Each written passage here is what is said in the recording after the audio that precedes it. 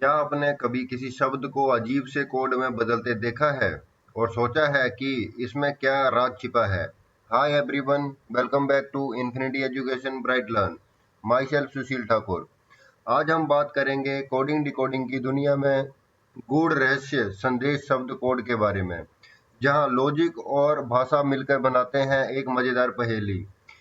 इस वीडियो में हम सीखेंगे कैसे कोड में छिपे शब्दों को पहचानना है, पैटर्न को पकड़ना है और कैसे सवालों को सेकंडों में हल करना है। तो चलिए शुरू करते हैं दिमागी खेल। वीडियो को लाइक, शेयर और सब्सक्राइब करना ना भूलें। आइए शुरू करते हैं। फर्स्ट क्वेश्चन है, एक निश्चित कोड भाषा में मिंक यंग पे का अर्थ फ्रूट्स आर राइप, पे लाओ में मिंक का अर्थ ऑरेंजेस आर नॉट राइप, मे पे न्यू मिंक का अर्थ मैंगोज आर नॉट राइप। उस भाषा में किस शब्द का अर्थ मैंगोज है? तो मैंगोज के लिए कोड निकालना है। सबसे पहले जो जो हमारे पास दिया रहेगा उसको हम इस तरीके से लिख लेंगे यहाँ पे।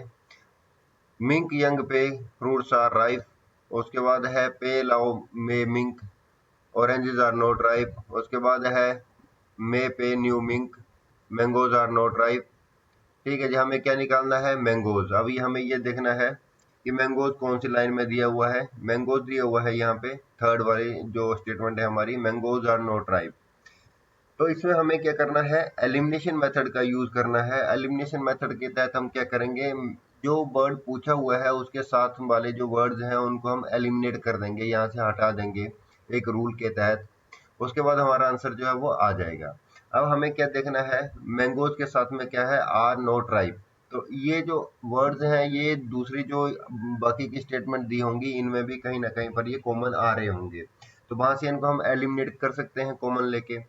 तो ऑरेंजेस आर नॉट राइप इसमें भी है। ठीक है जी, तो यानी कि इन दोनों में तीन वर्ड जो हैं वो दोनों सेंटेंसेस में कॉमन होंगे, एक अलग रहेगा कोई। चेक कर लेते हैं। आर नॉट राइप इसमें है, आर नॉट राइप इसमें है। अब इसके बाद इसमें देखेंगे हम, मे इसमें भी है और इसमें भी है, दोनों को हटा दिया हमने। पीई इसमें है, इसमें भी है। ठीक है जी, उसके बाद MINK मिंक इसमें भी है और मिंक इसमें भी है। यानी कि ये तीनों हमारे एलिमिनेट हो गए। बचा क्या? मैंगोज का कोड जो है वो यहाँ पे बच गया NUE। NUE जो है वो मैंगोज के लिए कोड है। तो हमारा सही आंसर है ऑप्शन सी। नेक्स्ट क्वेश्चन है, एक निश्चित कोड भाषा में पिट ना सोम का अर्थ ब्रिंग मी वाटर है, ना जो टोड का अर्थ वाटर इज लाइफ है, कब ओड पिट का अर्थ गिव मी टॉय है, जोलिन कोड का अर्थ लाइफ एंड डेथ है। तो उसमें हमने निकालना है इज को उस भाषा में क्या कहा जाएगा। इज, इज का निकालना है हमने कोड इसमें। तो इससे हम लिख लेंगे इनको पिछले क्वेश्चन की तरह। पिट ना सोम का अर्थ है ब्रिंग मी वाटर, ना जो टोड का अर्थ है वाटर इज लाइफ, टब ओड पिट का अर्थ है गिव मी टॉय और जोलिन कोड का अर्थ है लाइफ एंड डेथ। अब हमने क्या निकालना है? इज। इज हमारा कहाँ पर दिया हुआ है? सेकंड वाली स्टेटमेंट है, इसी में इज दिया हुआ है, वाटर इज लाइफ है। इसके साथ वाले जो वर्ड्स हैं उनको एलिमिनेशन मेथड द्वारा उनको हटा देंगे और इज का कोड जो है हमारे पास आ जाएगा। सबसे पहले है वाटर। वाटर सेकंड वाली में है, उसके बाद कहाँ पर है? फर्स्ट वाली स्टेटमेंट में है। यानी कि दोनों में से कोई ना कुछ यहाँ पे कॉमन रहेगा। NA इसमें भी है, NA इसमें भी है, इनको हमने हटा दिया। उसके बाद लाइफ। लाइफ सेकंड में है और फोर्थ में है साथ में, तो दोनों में कॉमन है। सेकंड और फोर्थ में कॉमन देख लेंगे हम क्या है यहाँ पे। तो सेकंड और फोर्थ में कॉलम है JO, JO कॉमन है। तो उसके बाद जो कोड यहाँ पे बच गया TOD, ये इज के लिए है। तो सही आंसर है हमारा C। इसी क्वेश्चन का सेकंड पार्ट है हमारा। इसी क्वेश्चन का सेकंड पार्ट है, उपरोक्त प्रश्न का उत्तर जानने के लिए दिए गए कथनों में से किस कथन को हटाया जा सकता है। यानी कि यहाँ पे चार जो स्टेटमेंट दी हुई हैं, जो पिछला क्वेश्चन हमने किया उसमें कौन सी स्टेटमेंट जरूरी नहीं थी उसको सोल्व करने के लिए, तो वही चीज हमने निकालनी है। हम इसको चेक कर लेंगे क्या क्या हमारा यूज हुआ है। इस तरीके से लिखा हुआ था हमने पहले भी।